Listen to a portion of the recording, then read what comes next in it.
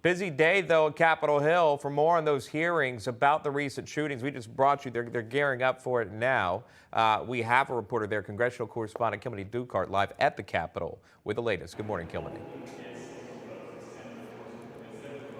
Sean, as you mentioned, the House Oversight and Reform Committee is kicking off that hearing on gun violence in America. Any moment now, it's going to be featuring testimony from survivors, including an 11-year-old student who smeared the blood of a dead classmate on her and played dead, fearing that the shooter would be coming back to her classroom. Her father says she is not doing well. She is suffering from trauma with bullet fragments still inside of her. I asked the third-ranking House Republican Elise Stefanik about this. She called the Democrats' efforts shameful to expose a national tragedy to push through their proposals. The House is expected to vote later today on the Protecting Our Kids Act. These measures include raising the minimum age for purchasing semi-automatic rifles from 18 to 21, banning the use of high-capacity magazines, imposing restrictions on how guns are stored at home, and a ban on bump stocks attached to guns to fire faster rounds. Even if this does clear the House, though, we know it faces an uphill battle in the Senate, needing 10 Republicans to sign on to it. So that is very unlikely at this point. Meanwhile, we've heard a lot of response from Republicans on the January 6th committee hearing slated for Thursday. They say that this is nothing but an attempt to change the headline and detract from soaring inflation and high gas prices. They say that the January 6th committee was never designed to investigate why the Capitol was so ill prepared for an attack that day or securing the Capitol, noting that only half of Capitol Hill police officers were actually present on January 6th due to the COVID-19 pandemic. I asked members, of course, on the call also about, as you mentioned, the treatment of former Trump advisor Peter Navarro, who was arrested Friday, says he was placed in leg shackles and put in solitary confinement following his indictment by the Justice Department. Stefanik told me, I'm very concerned that Joe Biden is using his Department of Justice as a political arm, attacking his political opponents. Peter Navarro issued this statement to Newsmax's Eric Bolling. I filed a civil suit against this kangaroo committee on Capitol Hill that's held me in contempt with illegal and unenforceable subpoenas. Their mission is not to get to the bottom of Jan 6. It's to stop Trump from running for president. Let's be clear about that. And as you mentioned, Sean and Emma, the committee is going to be unveiling their findings from more than 1,000 witnesses and more than 135,000 documents, framing what they say was a coordinated effort to overturn the 2020 presidential election results. And of course, House Republicans were expecting to hear a lot more on that when they hold their press conference at about 10:45 a.m. Eastern, about 30 minutes from now. Yeah, we'll be bringing any sound that makes news out of that. Kilmeny Dukart, live at the Capitol. Kilmeny, thank you. All right, fresh off his GOP primary win, looking for a second-term Montana Congressman Matt Rosendale joining National Report this morning. Congressman, good morning to you. Hey, Sean. It is a good morning for you. How you feeling?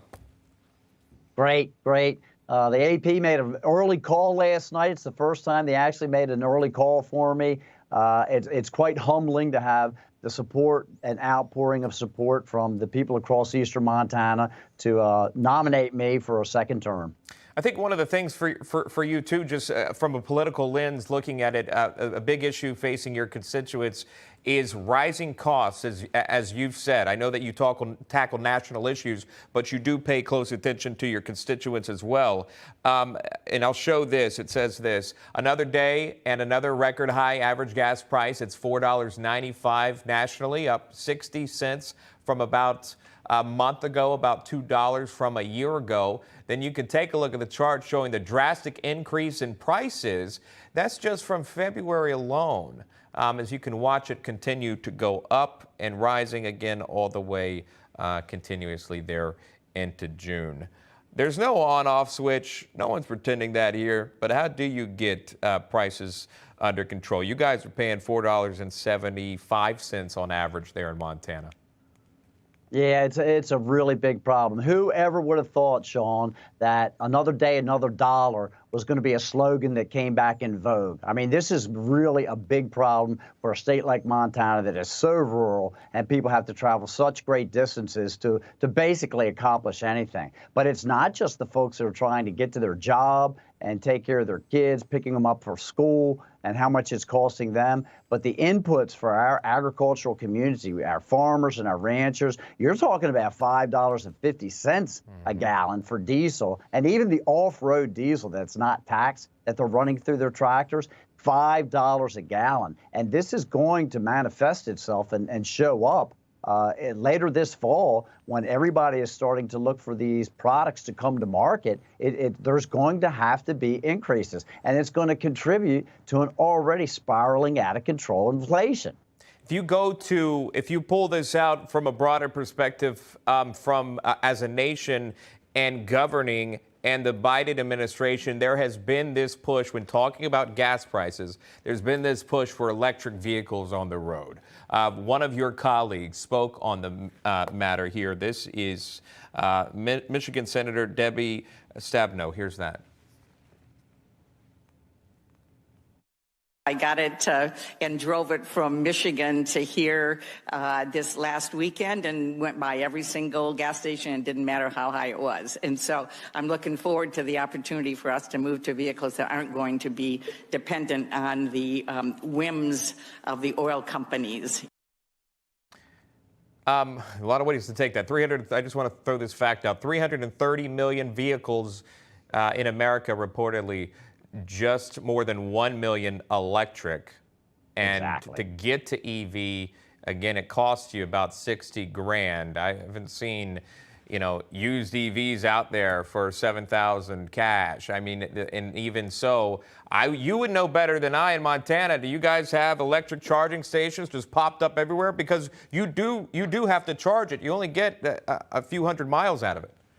That's exactly right. You're only talking about, the best that I have heard is 400 miles. That's not even a round trip from my ranch to Billings, Montana, for Pete's sakes. So you're going to have to plan on spending the night somewhere just to take a day trip. And that doesn't even take into consideration when the temperatures plummet down to 20 below, which we often have in January and February. And what is that going to do to the battery life? I mean, this is ridiculous, but it just goes to show that the Democrats are completely out of touch with Americans. They do not feel the same pain that people across our country are realizing, and they're just simply trying to drive up the cost of this energy to change people's habits instead of allowing technology to advance and let the businesses and industry to evolve, if you will, to develop these things when the products are in demand. They want to drive down our production, which they have done. We're somewhere in the neighborhood of 11 million barrels a day of crude oil being produced domestically, down from 13 million barrels. And this is a direct result of actions that have been taken by this administration. Keystone would have ran through Montana, no? Yes, it would have. We lost 60 to 80 million dollars a year of tax revenue going through some of the poorest counties in the state. It would have paid for school systems and roads and fire departments, and we lost all of that, not to mention all the jobs that went along with it, not to mention the fact that we could have reduced our reliance on overseas crude oil. Right, if that was built. All right, I know we're running out of time, but I do want to point this out. This is how the messaging was handled from the White House on the pain Americans are feeling and paying more. Here's that. The economy is in a better place than it has been historically. And so we feel here at this administration, and other experts as well, is that we feel that we are in a good position to take on inflation. We are in a good position to really start really working on lowering prices. Congressman, final thoughts on that. Is that true? Bunk. I'll sum it up with one word. They're doing the exact opposite. They're going to continue to talk about spending more money, which drives inflation higher. They're not doing anything about these energy costs, which is a major factor when it comes to inflation, when everything coming into Montana is freight in and freight out, and they're just making these situations worse. And that's why we're looking forward to this big red wave in November so that we can start taking steps to put our country back together again after the Democrats have done their very best to dismantle it. Montana Congressman Matt Rosendale, fresh off his primary win there. Congressman, thank you so much for joining a National Report. We know the viewers appreciate that. Thank you, Sean. Okay. Hey, I'm Rob Finnerty. Thanks for watching. If you enjoyed this video, please join the conversation in the comments below. Don't forget to subscribe, too. Hit the bell icon to be alerted to breaking news. And remember, there's a whole lot more on Newsmax TV, America's fastest growing cable news network. Newsmax TV, we're real news for real people.